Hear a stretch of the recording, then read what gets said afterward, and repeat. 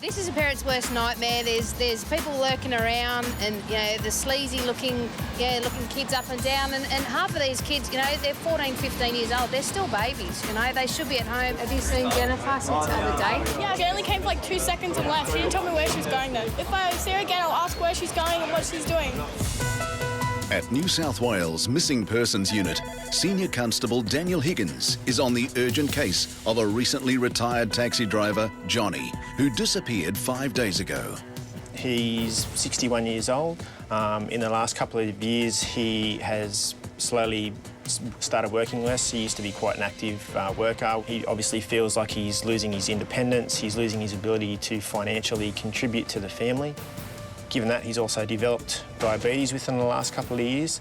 So there's a lot of factors that are really impacting on him at the moment. It may be that he just needs a bit of time out to reassess what's happening with his life.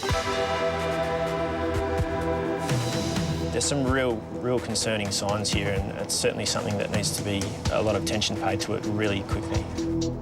Johnny's family were too distressed to be on camera, so with few clues to work on, Daniel's hoping the ex-cabbie's former employer can help. In the city, there's hundreds, if not thousands, of cabbies out there. So if we can sort of get the photo out and get the knowledge out that he's missing, I mean, it really extends the search beyond anything that the police are capable of normally.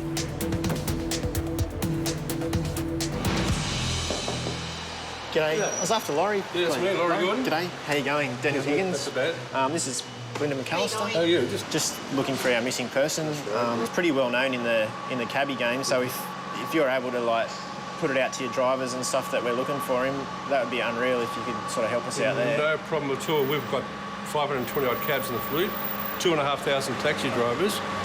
We can get a message out over the air, on the hour, every hour for 2 or 3 days, non-stop. We can put posters up around the building. We can do anything you like just to try and find out where he is.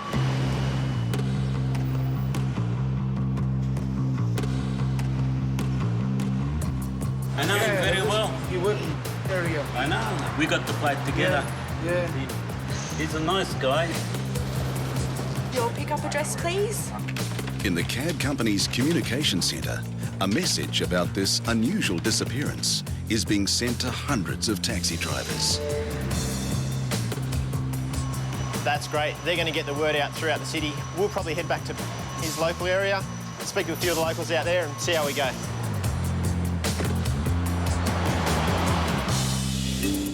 1,000 kilometres away in Nambour, the Queensland Missing Persons Unit are working on an unusual case.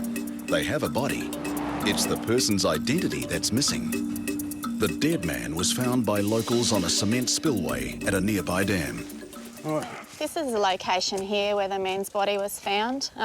Initial inquiries so far have failed to identify who he is, so we're hoping that you guys might be able to give us a hand with it. We're 500 metres from the road. It's semi-rural. My thoughts are that he would have had to be familiar with the area or have friends in the area that have told him, or he's been here before. But no one in the area could shed any light on who the person might be. Detective Damien Powell was left with only photos of a badly decomposed face and body. So he's come to Kevin Darch, a visual identification specialist, who'll try to recreate an accurate photographic likeness of the man. Before he was located, so it's not a suitable image that we can take around and show people, so we need your help to reconstruct it. Sure. But Kevin has more than just a face to enhance. He's got a number of tattoos which we hope to be able to raise up and give a clearer picture. They're quite old tattoos. Now, because they're so old, do you think you'd be able to raise them up at all or get a better profile on them? Sometimes with tattoos we can get some more contrast out of the images by using the infrared technique. Right. We use infrared photography, and sometimes with the we use ultraviolet photography to find out if there's anything underneath the tattoo, if there's any scars or existing damage to the skin. Right. The ultraviolet might help us with that. Certainly somebody should be able to identify this man, and we can assist the family with identifying what's happened to him. On the search for the missing cab driver, Daniel and Belinda have put out an alert across the taxi airwaves. Now, they're taking to the streets to spread the message further. We're just going to go down the cab rank and just speak to a few of the cabbies. Maybe one of them will know him, or even better, they might have some new information that'll help us find him. How are you, mate? Looking for a bloke that's missing at the moment. This is him. We know he used to be. Yeah, he's a very good man. Yeah, mate. He's been missing for over a week, so we're really. Received the message today. 1 week. He got the message in the cab? Yeah, we received the message. Yeah. Most of the drivers here, Yep. they know where he lives and they know him personally. Do you know him at all? Yeah, he used to drive a taxi. Yeah, he's been missing for like a week. He used to drive cabs, I know, so yeah. Legion cab. Yeah. 2 weeks ago with his wife and. Oh, you saw his wife 2 weeks ago? In the last week, he's gone missing. This one I know a long time ago. Yeah, mate, everyone says he's a good bloke, like he's outgoing, and so many people know him, and he's obviously so well-liked. It almost defies comprehension, the fact that he's basically just vanished off the face of the earth. The missing man was a beloved part of the Macedonian community, so Dan enlists the help of an interpreter to represent his distressed family. Полицията на Нов Южен Велс апелират до New South Wales Police is looking for the missing person. We hold concerns for his safety, so does the family. If you have any information, please contact either Crime Stoppers, the Missing Persons Unit or Bankstown Police.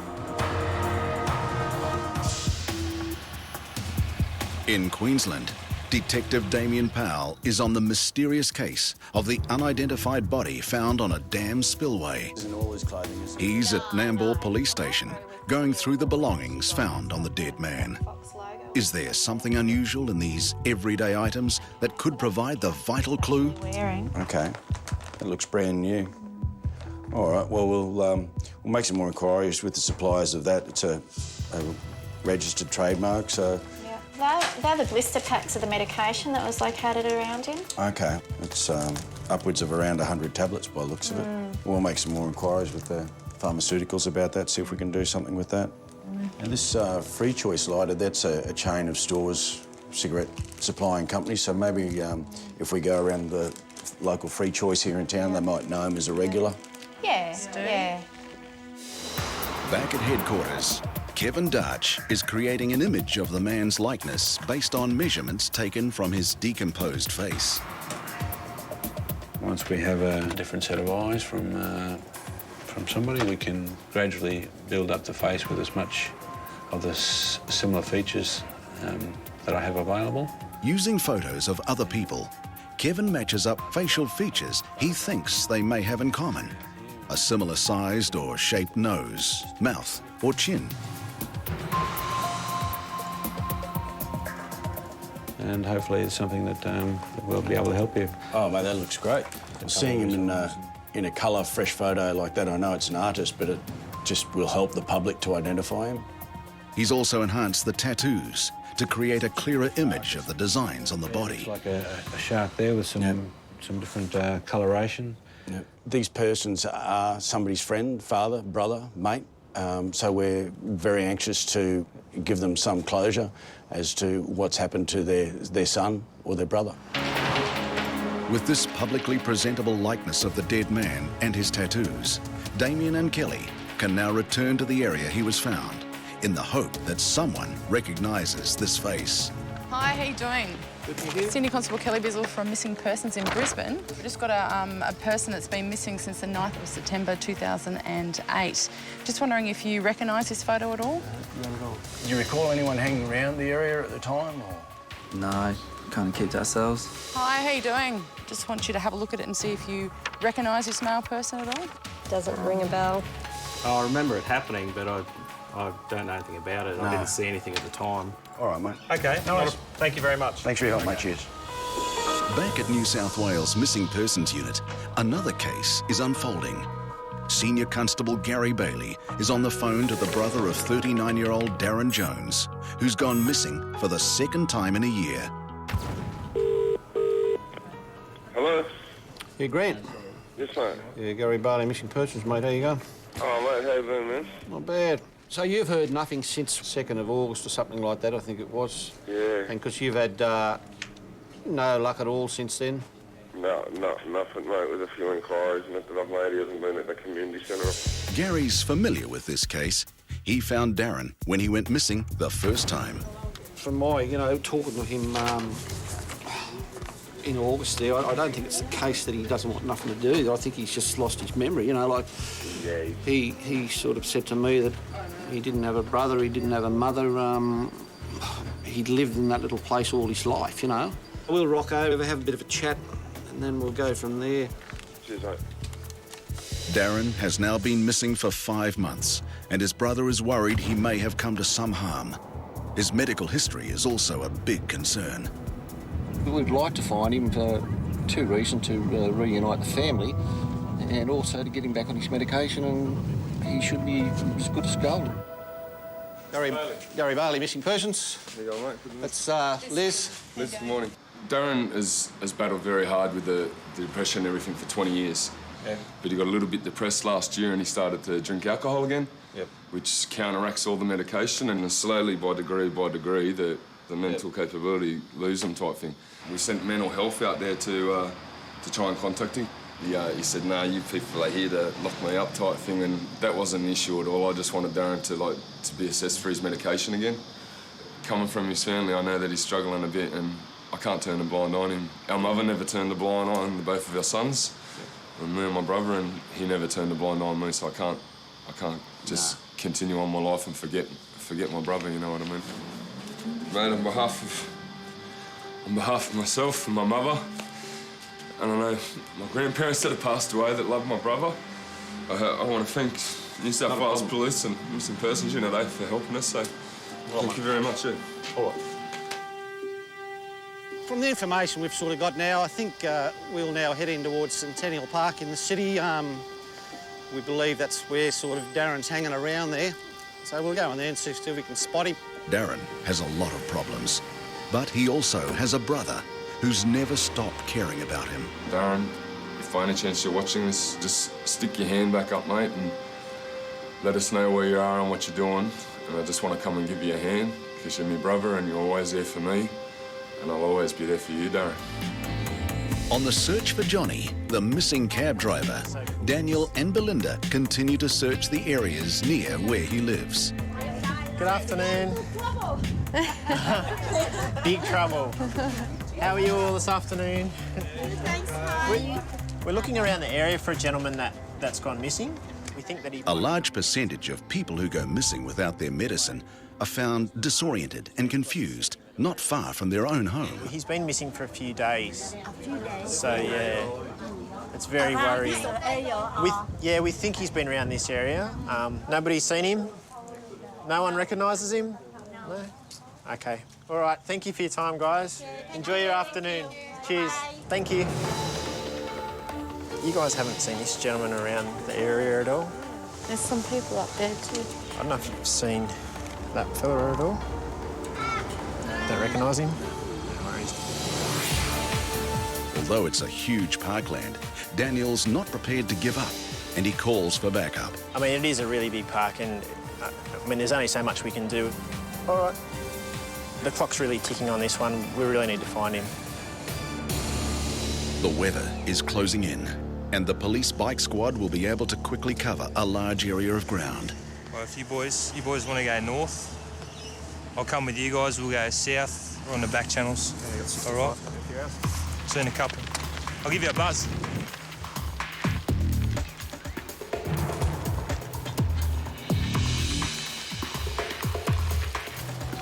This is the thing. He could be anywhere. It's a pretty thick bush, mate. Yeah. Yeah, whereabouts are you boys? Just up at the trail before you got turned around. It's pretty thick in there, lads. In bushland so dense, police have to be incredibly thorough in their search. If Johnny has collapsed, he'd be almost impossible to find. This is full on. We might just head back and see how the bikes are gone and see how we go from there.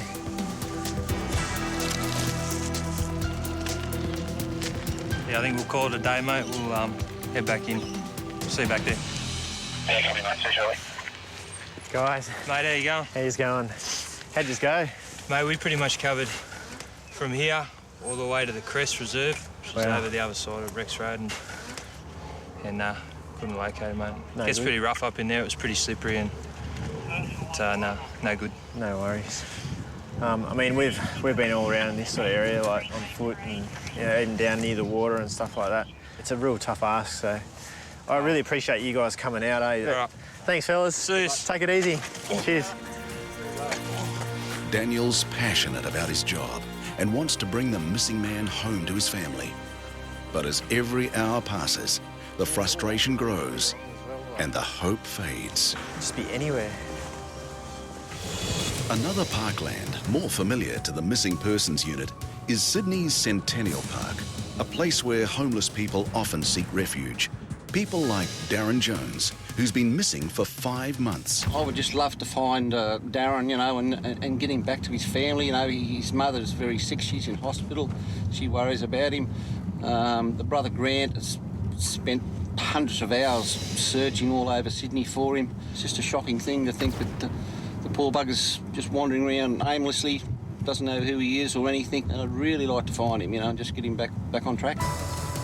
He's thought to have returned to his habit of living rough, possibly in this park, where he was the last time Gary found him. They've got a few blankets and that, and a few old bags and that they throw over themselves. And they just sort of camp around there overnight, and then just during the day they head around to some of these soup kitchens and that, just to get a feed. Gary and Liz searched the park for 2 hours, but this time there's no sign of Darren.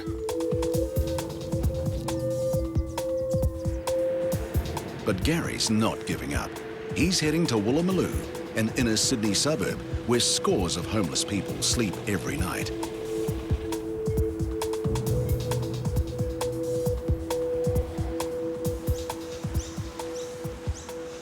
Where you going, boys? Just looking for a bloke, a missing person. His family's a bit concerned about him. You just have a look and see if you've seen him around at all. No. He probably looks a bit more scraggly in that now. Haven't seen him. Haven't seen him? No. All right, thanks for that. Okay, thanks, mate. Good on you. Haven't seen him? No, just his family's worrying about him, that's all. Gary is running out of places to search, and there is a real risk Darren might never be found. Oh, my God. It's a pretty sad old world, isn't it? It is. It's terrible. How people can live like this. He doesn't have to live like this. No, that's right, exactly. Here we've asked a lot of the homeless people around here and showed the photograph around, but no one sighted Darren at all. I think it's going to come down to now that we're just going to have to hope the only way he's going to be located is through comes under police notice. In Brisbane, Damien and Kelly are visiting tattoo parlours, hoping to solve their missing person mystery. Yeah, mate. We're looking for some help with a gentleman who we found located up at Poona Dam. He's got a couple of tattoos. We're hoping you guys might know something about whether they're made locally or how old they are and that sort of thing. Sure. We're happy to have a look at a couple of photos for us. All right. They've enhanced images of 4 tattoos found on the mystery man's body, and they're hoping the images are distinctive enough to be recognised. Is there anything you can tell me about that style of tattoo? Are they made locally or how old they might be? These are basically old American tradition style tattoo. When you say American tradition, would that mean they're made in America or...? Well, the tradition of art comes from America.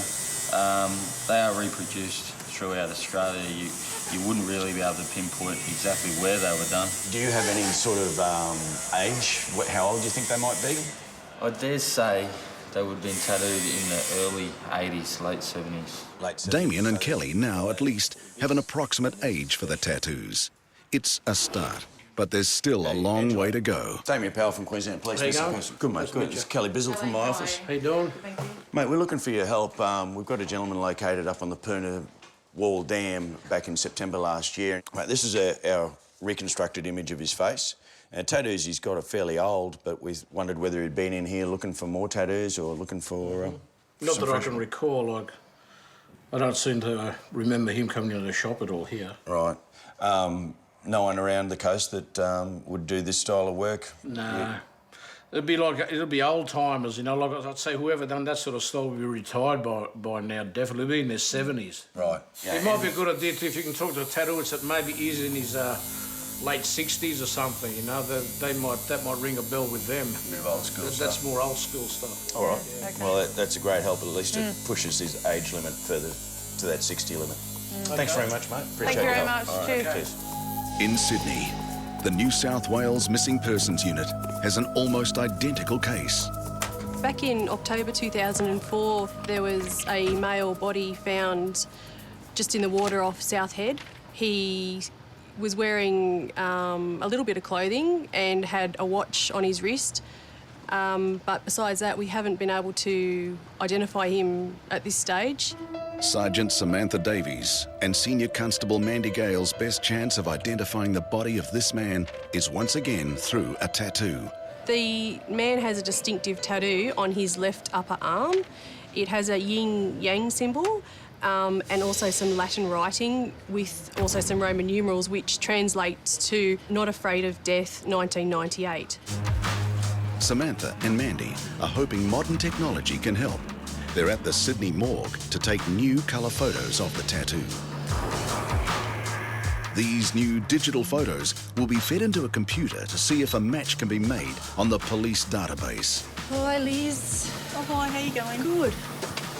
Just got this tattoo of an unidentified body that we have. Are you able to do a search on the system to see if we can identify who he might be from the tattoo? It's a fairly common tattoo, yin yang on Yeah. there, and there'll be lots that come up, but we can try and narrow it down.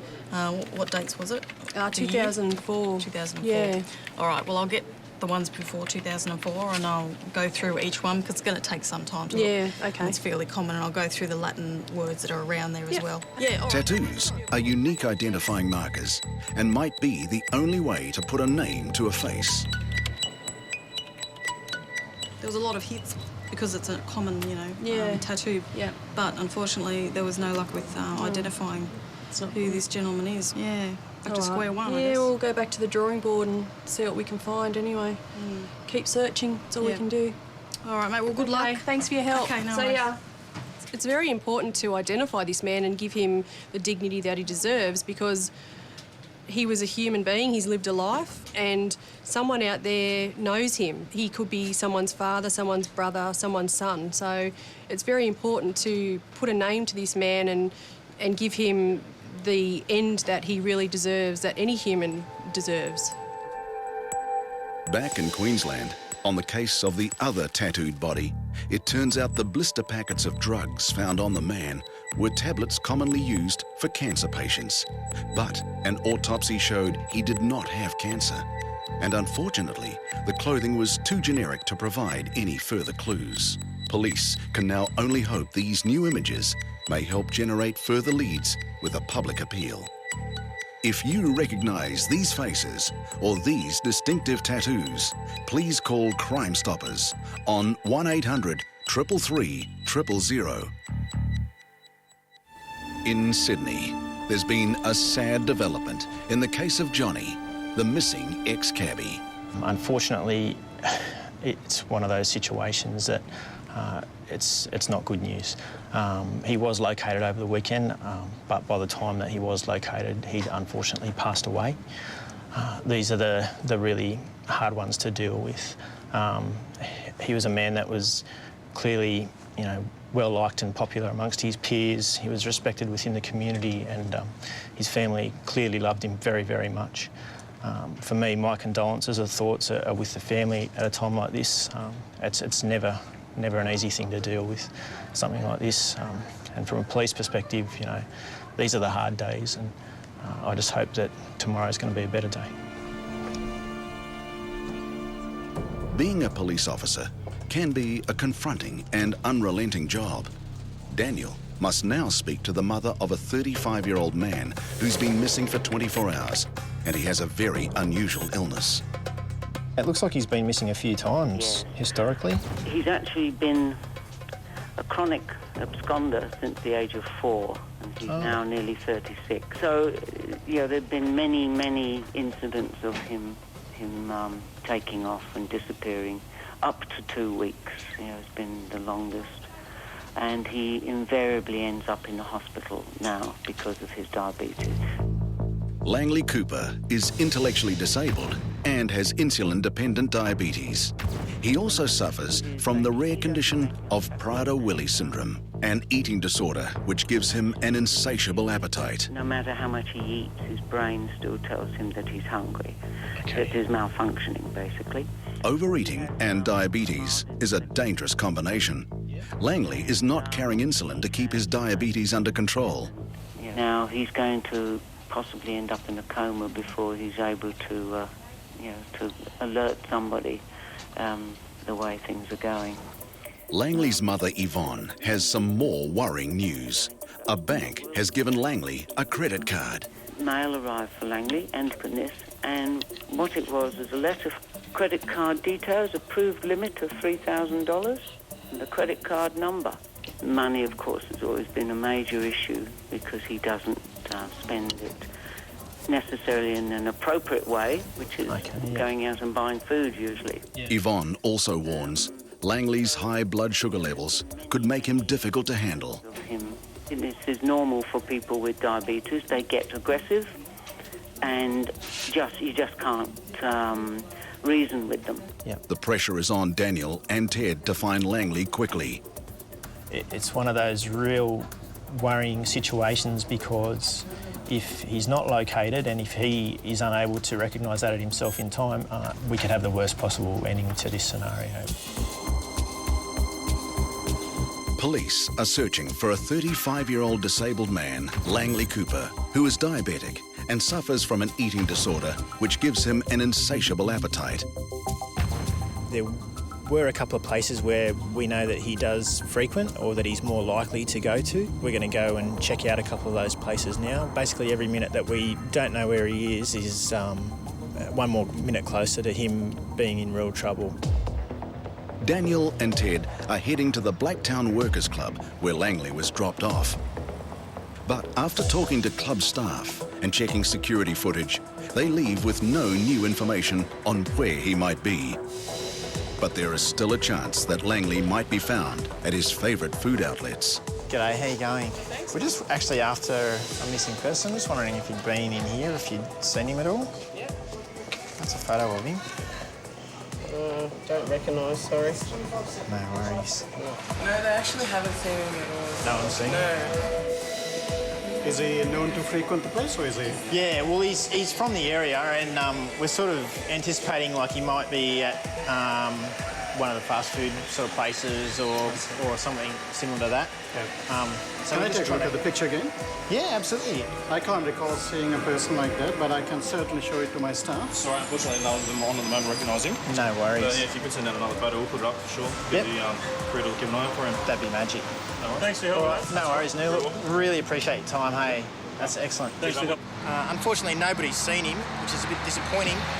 We do have the advantage, though, that there's a lot more people aware of him now and a lot more people be out and looking for him. We'll head back and we'll go from there. 10 months after Darren Jones went missing, his family finally received some good news. There you go, mate. G'day, Mr. Bailey. How you going, mate? So after all this time, we got some good news on Yeah. on Darren, eh? Darren was found safe and pretty well around a shopping centre out of Burwood, and he was actually arrested for trespassing because he'd been hanging around there a little bit too long. Yeah. And he had no identification on him, and Burwood police took him in and printed him and found out who he was. Yep.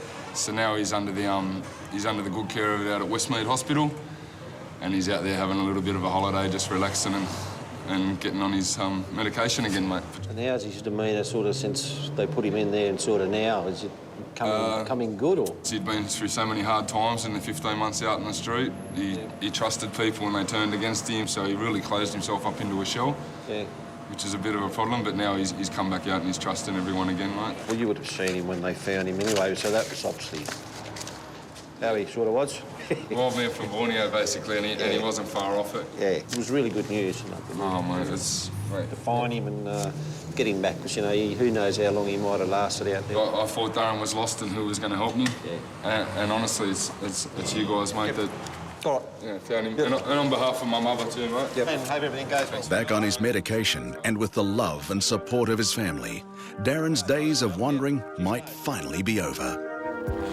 At headquarters, officers have been summoned to a meeting to hear about a new assault on the growing problem of teenage runaways.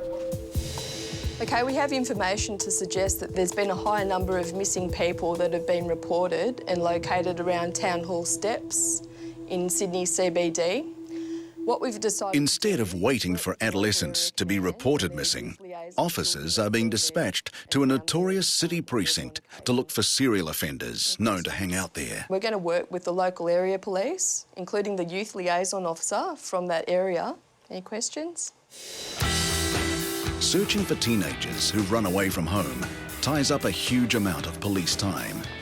The figures are frightening. Of the 35,000 people reported missing each year, nearly 2/3 are young runaways. Most of those are vulnerable teenage girls. 99% are found safe and well. But while ever they remain missing, they are at risk. Senior Constable Mandy Gale and Daniel Woodcroft are at the Sydney Town Hall, a well-known magnet for runaways lured by its crowded underground station, pedestrian tunnels, and places to shelter and hide. This afternoon, they're looking for young kids who've abandoned their homes and headed for the anonymity of the city centre. Well, That was no like one's really 2 worried. months ago, Yeah, no, but she was reported again last night.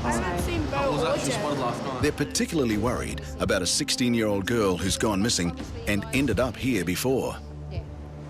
We've just spoken to some kids behind us that actually know Jennifer. She's frequenting in here quite a lot. I know for a fact her health has deteriorated somewhat since the last time she went missing, so she's a big focus and a big concern for us at the moment. There are kids in there. If we can help one person out of the hundreds of kids that do this, you know, we'll be happy. It's just a picture of a girl that... It doesn't look familiar. Just show you another picture. Going by the photograph. It's a time-consuming and difficult process tracking down runaway teenagers. Everything's happy at home. Yeah, that's good. I can't understand. What about a school attendance and that? You've been going to school regularly? Yeah. Going missing is not a crime, but when someone's son or daughter runs away, there is a victim. Please call Mum and Dad. We'd just like to know where you are and if you're safe. Mums and dads worried sick and fearing the worst. Just let me know she's all right. Please. These are the scenes officers at the Missing Persons Unit have to deal with all the time. Your family is everywhere looking for you. And I just want her back. No one loves you more than your own mum. There are more happy endings than unhappy. But on nights like this, while ever a young person is still missing, that counts for nothing. Missing person. Nah, there are always a few girls around. She might be one of them, but no definite match. In the centre of Sydney, the search is continuing for teenage runaways. In particular, a 16-year-old girl who didn't return home the previous evening. Have you seen Jennifer since the other day? Yeah, she only came for like 2 seconds and left. She didn't tell me where she was going though. If I see her again, I'll ask where she's going and what she's doing. I haven't seen her. Your mum and dad, you obviously know where you're in here? Yeah. She's thought to be somewhere in the vicinity of the Town Hall underground station, a known hangout for youths living on the streets. This is a parent's worst nightmare. There's people lurking around, and you know the sleazy looking kids up and down, and half of these kids, you know, they're 14, 15 years old. They're still babies, you know. They should be at home doing homework with their families. On a night this bleak, there's one place a lot of runaways are likely to visit. Hey Jeff, nice weather. A charity food van that feeds Sydney's homeless and street kids. We've had a few kids go missing that all seem to come into town hall. You see a lot of kids around, I mean, occasionally, yeah. What ages are these guys? Range from 12, 13, 14. They know there's a hot food here, so they'll go over the line there, and that's where you'll see them. They'll see you and they'll all shoot through. They usually just come and get their tucker and off they go. If you see anyone, we'll let you know. That'll be awesome. Thank you. See you later. Yeah. This is real. Like, people are living on the streets. It's freezing cold. It's pouring rain. Like, we get to go home to a warm house after here, but these kids are going to live here. People are going to sit out in this all night, you know. So it is reality, and this is what it's like. That's what we're trying to understand is why. Why do they choose this over the warm bed and the roof and the food on the table? That's the biggest, you know, that's the #1 question that we need to answer. The idea to visit the food van has paid off. Mandy and Janelle have spotted a teenager they know shouldn't be here. So she's Jennifer's friend anyway. We know that she is a friend of Jennifer. As typical teenagers do, she's not going to tell us anymore other than she's okay. No lead on Jennifer, but at least they can help get her friend off the streets. We've identified that she's more than likely a missing person, and we'll make some more inquiries on the way, but we're going to take her home, get her out of the rain and get her home where she's supposed to be. She's not supposed to be out here, so we got one, so to start. It's a good result. A young girl is returned to proper shelter and out of harm's way.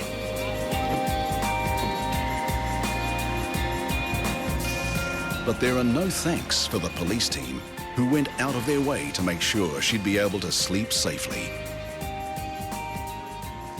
It's a really thankless part of policing, and it's not that you do it for the thanks, but we had a bit of a chat on the way back, and Angela seems to think that we've ruined her night by bringing her home, but it's just frustrating because you can't get into their heads. You're here to help them, and, you know, yeah, we don't understand, we're not walking their shoes, but, you know, what they're doing is dangerous, and it's cold, and it's wet, and she needs to be here.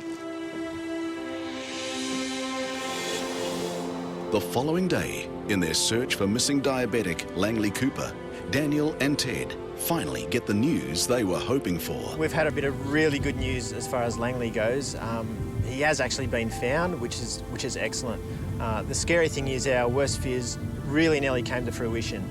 He was actually required to go to hospital. We're going to now go and see him. He's actually out of hospital now.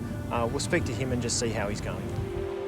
Langley's mother, Yvonne, has driven 5 hours from Kempsey to be with her son. Hello. Finally get to me. Yeah. How you going, Langley? I'm Daniel. Nice to meet you. How are you? Daniel, nice to meet you. Nice to meet you. Is it Yvonne, is it? Yvonne, yes. I suppose you know you were reported missing, is that right? Did you know that? Yeah? Did you know that people were out looking for you or anything like that? Yeah? Yeah. What happened? Tell me what happened. Yvonne is normally in charge of Langley's finances, but the bank found a way around this and sent a credit card directly to her son, who used the money to go missing. Langley acquired a credit card, and he went on a little holiday. Only we didn't know. He was staying in hotels and unfortunately hadn't got his medication with him. It is a hard thing to manage, diabetes, and I think that's what your mum and everyone's worried about the most, is managing that and making sure that you're okay. Look, I'm just really rapt that you're okay, like that, you know, that you're here with Mum and you're obviously, you know, you're out of hospital and everything's good. It's a real relief for us. What you must go through every day, man, I'll take my hat off to you, hey, like, you're a warrior.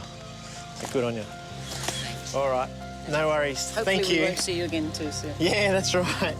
No worries, take it easy, guys. Thanks. Bye now. Cheers. Say bye. This really isn't a run-of-the-mill missing persons case.